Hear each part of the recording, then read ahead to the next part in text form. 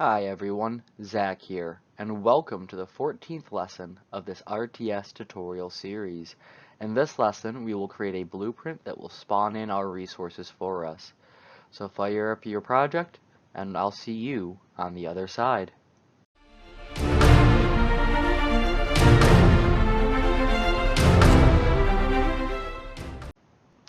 Hi everybody, so here we are back inside our editor. And what we're going to do today is we're going to create a spawn volume area, as I mentioned in the intro card. So to do so, go into your RTS tutorial folder, Blueprints, Resources. Right click and create a blueprint class. It'll be an actor. We're going to name this RTS underscore resource, or sorry, not resource, spawn volume underscore BP. Open it up. I'm just going to tag it into this top up here. And the first thing I'm going to do is I'm going to get rid of our default scene route. I'm going to do add component, and I'm going to do a billboard. And this will be my spawn area marker. I'm going to drag it over the default scene route. And notice, remember, down here we still have that default scene route in our components. I'm going to compile, and I'll get rid of that default scene route. The next thing I am going to do is I'm going to add in a box collision. So with spawn area marker highlighted, add component box collision, and I'm going to name this spawn volume. Now I'm going to set the scale of my spawn volume to be 25 by 25 by 5.5. And in our box extent, we have the 32, 32, 32. I want you to realize the way this game will treat our box extent when we're looking at the blueprint is it's going to treat it as halves. So we'll treat it as 16, 16, 16. This will become important later on. So I'm just going to compile and save. I'm going to go to our event graph. And in our event graph, I am going to delete our event tick and begin actor overlap, or actor begin overlap. We will actually use event tick in 2 videos when we address a very intentional issue I'm going to include in this. Right now, what I want to do is include the basic spawner that we need.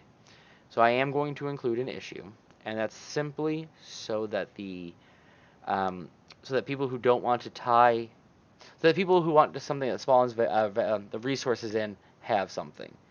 The issue might not be a problem for some people, and I'll show you what that is towards the end of the video. So the first thing I'm going to do is I'm going to create a new variable, and this is spawned on begin play. And I'm going to expose it, and I'm going to compile it so I can set the default as true. And I'm going to drag this out in front of my begin play there. Actually, I'm going to put it under here.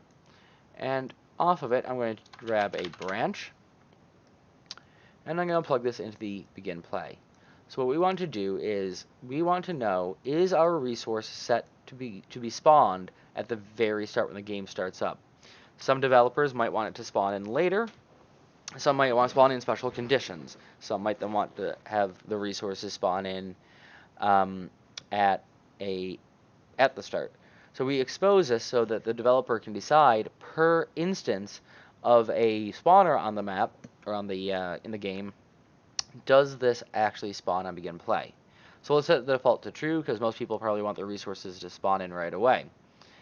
Now we can't do anything else here because we don't have a function yet that we need. So we are going to create that function, and that will be our resource spawner. So we're going to go to functions, add a function in, and I'm going to name this spawn resource. And we need 2 inputs on this one. The first one will be our resource reference. So we need to know what resource we're putting in. And I'm going to click this boolean, and I'm going to type in RTS resource master, and I'm going to select not object reference, but class reference. And then I'm going to add in another variable, or another input that is, and this will be spawn amount, and it will be of type integer. What spawn amount is, it's telling us how many of these resources we actually want to spawn in. So I'm going to drag out this resource, and I'm going to do promote to local variable. So this will become resource ref local. And off the spawn amount, I'm going to do the same thing. I'm going to promote to local variable, and this will be spawn amount local. Just gonna plug the two sets into each other in the execute pins. Put a reroute there so I can just make this a little bit nicer looking. So what happens is as we come into this function, we get our resource reference, which will pass through on the outside, and we get a variable amount of resources we want to spawn in, again, which will be passed through from outside this function. Now, the thing is, we can't just spawn in. Say we have 5 trees we want to spawn in. We can't just say spawn in 5 trees. We have to tell it, 1, where the trees are, 2, make sure that they don't really collide with each other. So the easiest way to do that is to create a loop. So we drag off this execute and type in for loop. We get this nice little loop. And our first index will of course be 0. Our last index will be the total amount we're spawning in, which will be a number equal to our spawn amount local. We could just drag off this pin and plug in there, but as you know, I tend to find there are sometimes issues with that. So I'm going to take the local variable, I'm going to drag it over, and I'm going to plug it in this way. So I now have a reference to that variable. And what we're going to do is we're off this for loop. I'm just going to move this over here. We are going to do a box trace by channel. And this box trace by channel is the reason we've created this new map we're using. But we'll get into why that is in just a second. So before we get to why the landscape actually matters, we need to tell it where to spawn things in. So we need to get the bounds of our spawn area, so the bounds of our volume there. So to do that, we're going to right click over here, we're going to type in get actor bounds. We don't need to plug anything in because it's referencing itself quite nicely. And first thing I want to deal with is I want to deal with a value that we don't really need to consider, which is our Z vector. So I'm going to come into here and I'm going to break vector. And off my Z, I am just going to do make vector and plug it in because, and plug it from the X to the Z. The reason I'm doing this is we are not going to touch the Z value, sorry about that, until later on when we kind of clamp it. And so I'm just going to move this to give myself a little bit of room. And off of this origin, I'm going to put in a reroute. Just going to move this a little bit up here, a little bit neater looking. And I am going to, I'm not going to do anything there yet. But what I'm going to do is I'm going to come off this box ascent and tell it what I want, where I want to spawn, or what area I want it to spawn in. So the reason I'm doing it off the box ascent is that's where I'm going to get where things are going to be. So the origin, we are just keeping the Z because we're keeping that the same. The origin value for the Z doesn't change. We are going to change the X and Y. And we're not getting that again from the origin. We're getting it from the box extent. So I'm going to come off this box extent, and I'm going to break this vector as well. And from here, this is where that note I gave you earlier about the box extent comes into play. It treats these values as half. So it's 16 instead of 32, 16 instead of 32, and same for the Z. So we want to get all of it. And the way to get all of it is to drag off of here, and we're going to do float times float. And if we only are getting 16, we are going to plug in we're going to put a value of 2 in. And that value of 2 will determine sort of will give us the overall length. Now, what we need to then is put a reroute in here and drag off of here. And we're going to do a subtract, so float minus float. And the reason why we're going to do float minus float is we need to get both the far side of the Z, or X, and the near side. And I'm going to plug that in there. What I mean by the far and near side is we go to our viewport and just look at this for a second. If we consider this box extent, this 32 that we're thinking about, what we're really getting is 16. So if we divide that in half, we're getting 16. This will become the far half, or the high half, or the minimum half over here. So this is, again, divided by in the half.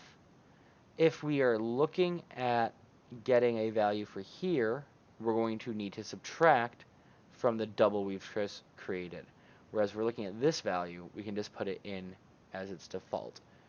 So if you're not following along with that quite yet, hopefully the next step will make this a bit clearer. So we now come in here, up this box extent, we break the vector, we get our x value, which will be a 16.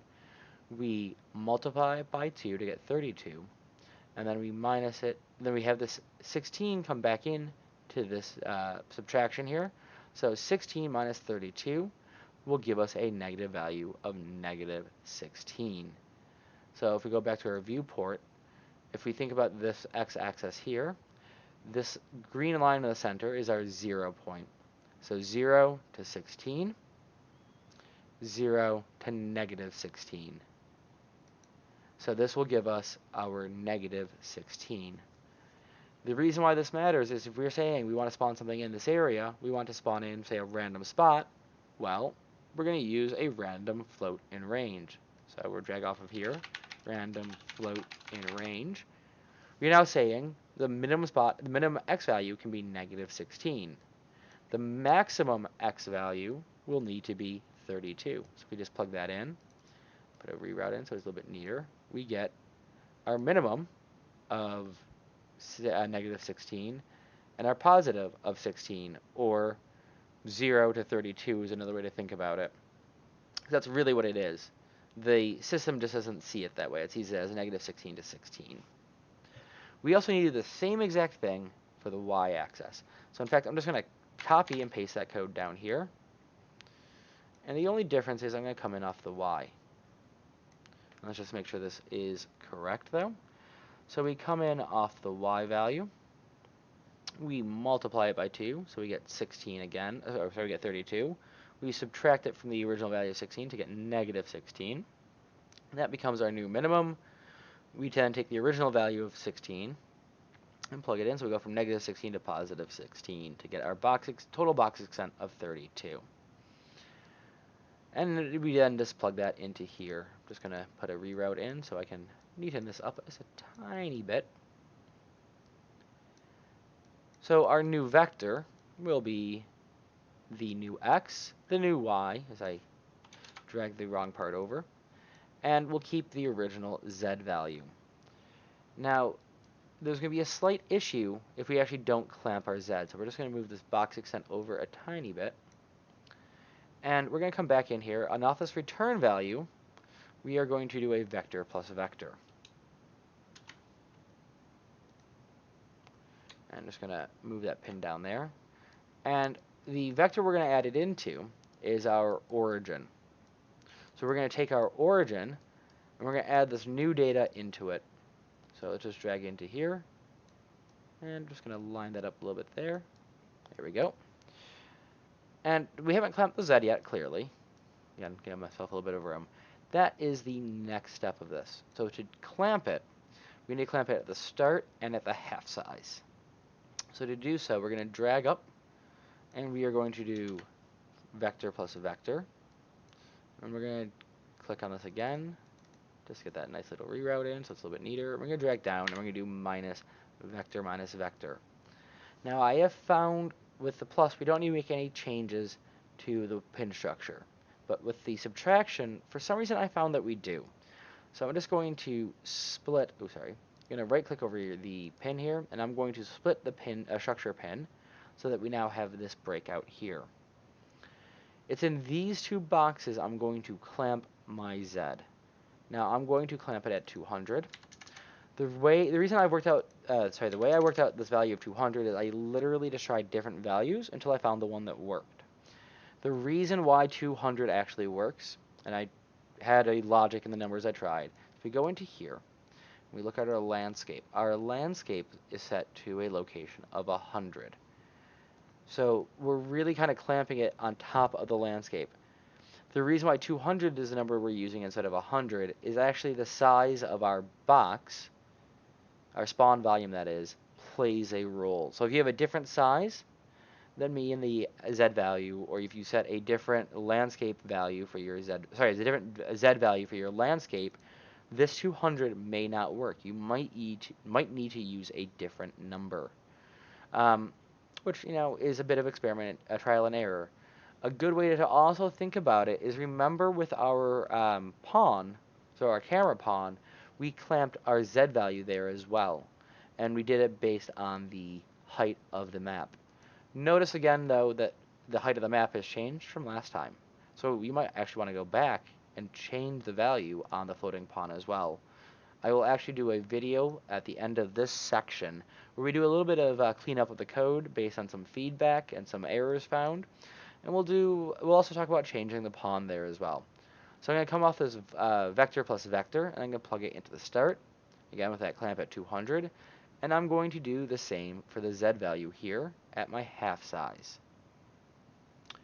So now we are telling it where to spawn it, but we actually haven't told this to spawn in the actor yet. So we're going to come to the other side of our box trace. I just want to make sure this is actually a straight line. It is. And what we're going to do here, and this is why the landscape mattered, is we are going to drag off our out hit, and we're going to break the hit result. We get this nice little table here.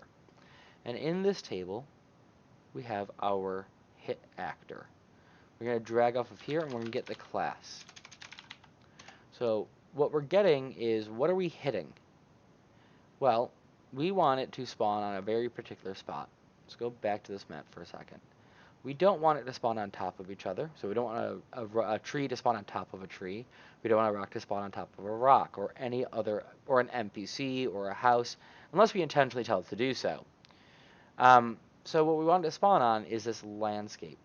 If we go look at our types here, we notice that landscape has a type of landscape. Makes it pretty simple. So we just return to our function. We turn out this return value, and we want to do equal. So we want to do class is equal to, and then if we type in landscape, you'll find a reference to it. It will be a blue text with this little sort of map icon. So if we've hit landscape, we want it to spawn in. To do that, we'll create a branch off our equals value there. Let's drag this over, make this a little bit smaller, and plug this branch into there. There we go. And the next thing we want to do is we want to drag off this true. So if we actually hit landscape, we want to spawn actor from class. So the class we're going to spawn from is that reference we've made earlier to our resource. So our resource reference. And where we're going to spawn it, our spawn transformation is going to come off this out hit here. We're going to grab our location, and we're just going to put it in this spawn transform. It will automatically convert our vector to a transform. We'll just move that over there so it's a bit neater. Compile and save. And we can close out our spawn resource function. So we're back into our event graph. And in our event graph, off this true, well, we need to spawn in our resource. So we're just going to put that in there. We'll plug that in. And now we need a couple of variables. So I'm just going to move this into a bool category like I normally do. The couple of variables we need is a reference to our resource and a number of resources spawned in. So to do that, what I'm going to do is I'm going to create a new variable. This one will be resource reference or resource ref. And it will go into a category called references. And it will be of type RTS resource, and then we have our master and our two children. I'm going to highlight the master. I'm not going to click. I'm going to go down to class reference and select that. I'm going to make it exposed. And the reason I'm making it exposed is so that the developer can decide what resource is spawning in an instance of a volume being put in. I'm going to also then create a variable for our spawn amount, which will be number or num of resources spawn, or resources spawn. And this will be of type integer. And I'm going to put it in the category resource settings. And I'm going to expose this one as well. The reason why I am putting this in categories like this is it makes it easier for the developer when they actually put an instance of this BP in the game world to change the settings. Everything becomes organized. And I'm going to plug my resource reference into this spawn resource node, and I'm going to do the same for the number of resources spawned. I'm going to put a quick tooltip in, and it's going to be number of resources that get spawned in at one time, and this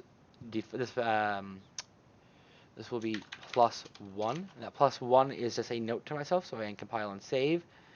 I'm actually going to set the default value to -1. The reason I'm setting it to -1 is an integer treats 0 as a base value. So if I put 0 in, it's going to treat it as 1. So 0 in number of resources spawned in, when we hit play, will spawn in 1. -1 will spawn in nothing. Now, that means that when we actually put this in, the developer can quickly change that value. So the next thing we need to do then is kind of just to make sure this works. Let's compile and save it.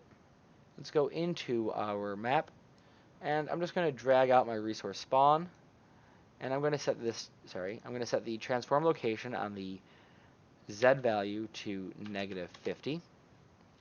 And I'm going to, if you look at our sort of details here, we have our bool, which is set to spawn on begin play as true. We have our resource reference. We have none here. Let's set this to our tree, just because it's a bit bigger. And we will set our number of resources spawned to 1. This means that 2 will spawn in, remember, so it's +1. That's why we had that +1 there as a reminder. Save and hit play. And there we go. It spawned in 2 trees, and it spawned them in on the map. Awesome. They're not floating in the air. The reason why I set the height of this the volume to -50 is otherwise it will spawn them incorrectly or spawn them or not spawn them because it hasn't hit the landscape. So let's go back into here, and let's consider if we want people to. Let's consider the next step.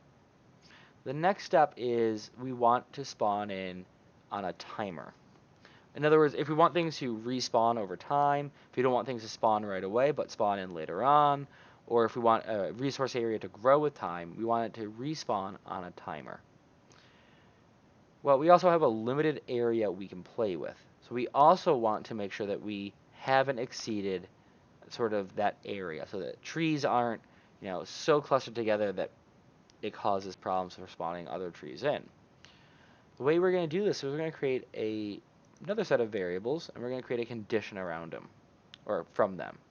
So we're going to create a new integer, which will be total number spawned. And again, this will be of our resource setting. This will not be exposed like our other ones. And this will be just set off the back here. What we're going to set it by is we're going to set it by the total number that we have spawned in. So we're going to get that. And we're going to add this value to the total number spawned in. So at the start, this value, this total number spawned in, will be 0. Nothing spawned in. This fires. This goes off. And that changes the value. Now I will add in it'll be a different area I'll add a tooltip in on. So every time that when this loads up, it spawns it in, it gives us our new grand total. And the next thing I'm going to do is I'm going to drag out from here, and I'm going to create a branch. This one will be, after this branch off the true, we will have our timer. But we need a couple of conditions first. So the first thing I need to do is we have 2 conditions we need to consider. First, are we spawning on a timer? So that's a boolean. So let's just create that boolean real quick. So is spawned on timer. So that'll be a boolean. I'm just going to move that into my default category. Oh, sorry, not default. I'm going to move that into my bool category. Just going to drag this out here. We're not going to plug this directly into this condition. As I said, it is a 2-part condition. So we're going to drag off there and type in and. We're going to select and boolean. Next, we need to consider how many resources we have spawned in. So we're going to take that total number, we're going to drag it in here. In fact, I'm just going to move this over here a bit because I need a little bit of room. And we want to know, what we're doing with this is we're going to check, is this value less than another value? We're just going to plug that into that and real quick. What we're going to check is it less than a preset number we're going to put in as developers that we want to use. So I'm going to drag off this this node here, and I'm going to promote to variable. And this variable will be max resources spawned. And this will be the total number.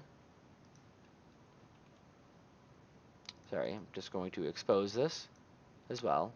And this will be how many of X resources can this spawner spawn. It's not the best tooltip in the world, I realize. And we're going to plug this into here. So if we think about this, we come in, we have a value of 0 in our total number spawned at default. Let me just move this into the right category. This will be a resource setting. Compile and save. Our default value is 0. It spawns in a number of X resources. In our example right now, it's a tree, and it's spawning in 2. So it spawns in 2. It adds that to the total number. So 2 to 0 makes this, well, actually it's 1 to 0 makes this 1. Remember, it's plus 1. It then comes here and checks, are we set to spawn on timer? On default, not true, but let's say it is true. And then it checks, are we set to spawn on a timer?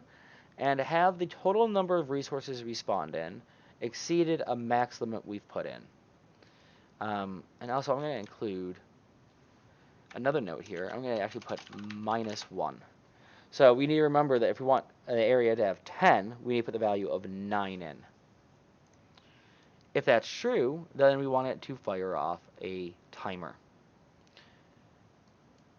In fact, what we'll do then is we'll create a timer. Sorry, I said in fact that I was thinking about a later video. I'm decided I'm going to make a change to something I've included for a later video just by looking at this. So off the true, we're going to do set timer by event. We're just going to pause there for a second on our event begin play. And we're going to go down here. We're going to right click. I'm going to do custom event. And this will be spawn resource or spawn resources on timer. And this new event will have one input. And that input, actually, sorry, let me just double check. It's not going to have a new input. That was in my earlier version. Sorry about that. Delete the new parameter if you did what I just started to do there. What we're going to do is we're going to drag off our spawn resources, and we're going to plug that into our spawn on timer. And we're going to drag in our resource reference. We're going to plug that into there. We're going to drag in a number of resources spawned in and plug it in there. Now we go back to here. We're going to drag off this event. We'll go to event dispatchers, create event, and we're going to do spawn resources on timer. If this doesn't show up for you, just compile. You'll get an error here, but it should then show up. Now we have our time and looping to consider. Well, we're just going to create a variable for this one. So we're going to drag back off that and create a variable.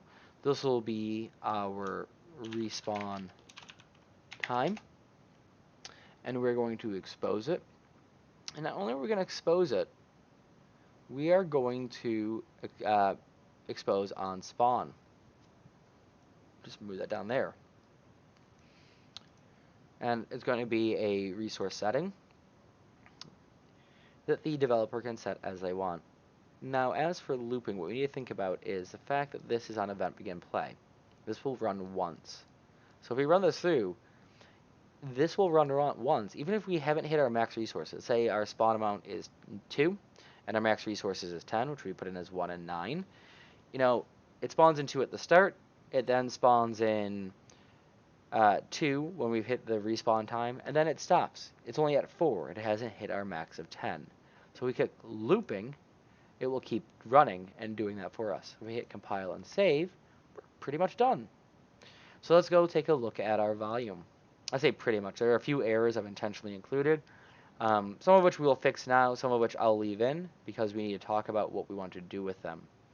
So we're spawning in 2, because remember this is +1 if you look at our tooltip. And let's say, again, we want to spawn in 10, so I'm going to put in 9. Remember, it's -1. And I want to spawn in, well, this value is seconds, really, so I want to spawn in every 2 seconds. If I hit play, nothing's spawning in. Just going to hit save real quick. Make sure we don't have some issue where, there we go.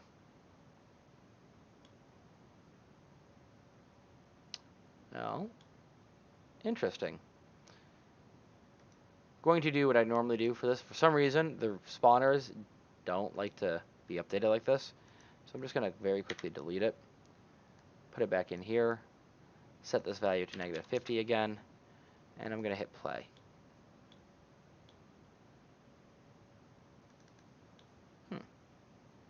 Oh, yeah. I'm an idiot. Sorry about that. Make sure to actually reset all the values from earlier. There we go. We're going to hit play now. And now I'm actually confused. So let's go back into here for a second. Let's hit stop.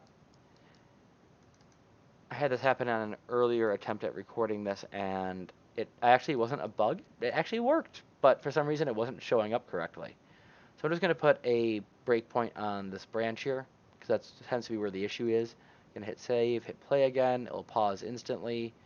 Just going to hit next step. So it should spawn one in. And I'm going to hit resume. Sorry, it'll pause again because it's spawning in 2. Hit resume again. Oh, it's spawning in rocks. I hit rocks. Okay, awesome. And in a couple of seconds, we might get paused again, hopefully. Right. So, let's go back to our spawner. Let's change this to wood. Ah. So, small issue. I forgot to set something. What I forgot to set, if we go back to our spawner and our event graph. Oh, so that's our resource master. Close out our resource master. If we go back to our event graph, let's get rid of this breakpoint actually within our function. We forgot to expose this, and it's set to false by default. So let's just click that, hit compile, hit play. We have 2 trees. Wait a couple of seconds. And for some reason, nothing happens. So we're just going to go in here for a second. We're going to just make sure that it's actually firing.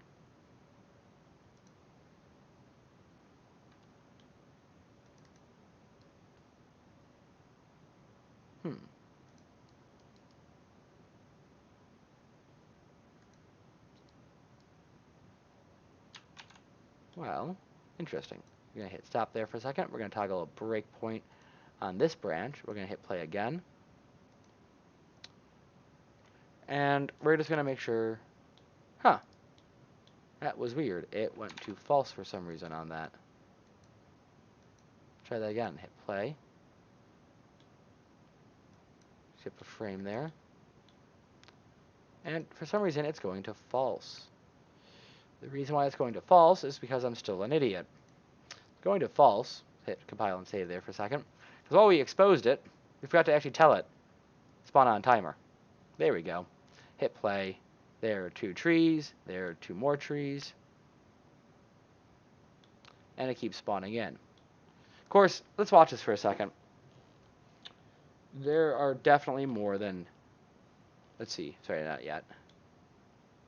1, 2, 3, 4, 5, 6, 7, 8, 9, 10, 11. There's at least 12. There's more than 12 there right now. So it's not hitting our max amount. Well, what's happening, this is one of the bugs I intentionally left in, by the way. What's happening is this is only running on event begin play. So we need to grab this. We need to copy and paste it down here. And we need to plug it into our spawn resource on our custom event here. Now, it still won't work. Let's think about why it won't work for a second. It won't work because it only checks this value at the very start. So what we need to do is we actually need to grab this branch and both of the components of it. We're going to drag this over here so it gives a bit of room.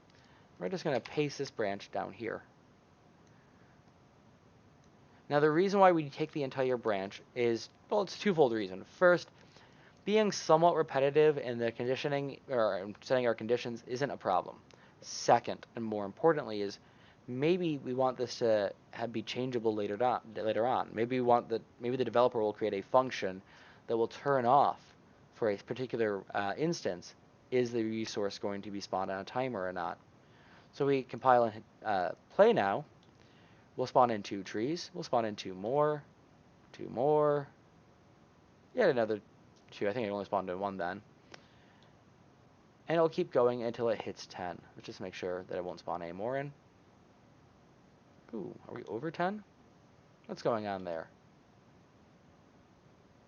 I think it actually might be 10. Okay. So we have 1, 2, 3, 4, 5, 6, 7, 8, 9. It's more than 10. So let's go back to our code for a second. The nice thing is we can go in here and we can actually see the total number spawned in. It's saying 9. Current value is 9. I might just be miscounting how many are actually on the map. So that happens.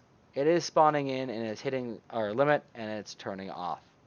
So this code is mostly working. So let's just test it with our OR as well. And then I'm going to show you an issue I've intentionally left in. Sorry, I'm just going to use this as a frame of reference. Drag this in, place it over here. Again, set this to -50. And we're going to go to here, set it to OR. We will respawn on timer just for a test.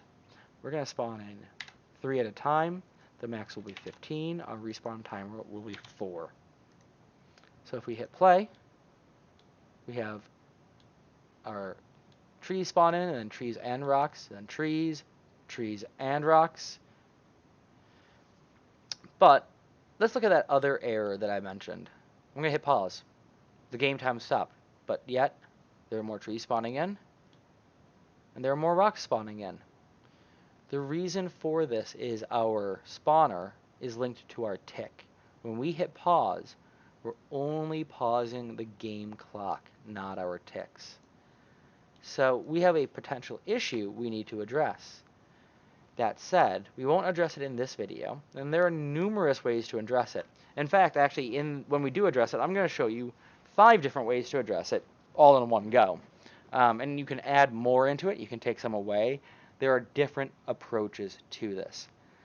So in 2 videos, we will address tying our game time to our spawner, which will involve some new setup to this code, and we're going to do a lot of changes actually within the spawner. But this approach is the base approach we need to get our spawner to work. That said, I'm just going to save everything, Control S save, and close out the spawn resource, close out this BP, and say thank you for watching the video. Please leave a comment if you have any questions or any issues, or if you find a better way to do something than I have done. I want to say that I will do a cleanup video where I'm going to have a shout out at least to 2 of my viewers who have given solutions to problems that I've included, or solutions to bugs I didn't even notice in the code. And they'll be at the end of the section. So thank you much to those guys who've been commenting. It is appreciated from my point of view. Again, thank you to the people who are telling me what they want to see included in the series. That said, if you like the video, please drop a like. That way I know I'm bringing you content you value. And it helps the small channel grow and get more viewership, and brings people to it who might not know about the series yet. And make sure to hit that subscribe icon and the notify bell. That way you know when the next video is out. And as always, I hope that you have a lovely day, and I look forward to seeing you in the next video.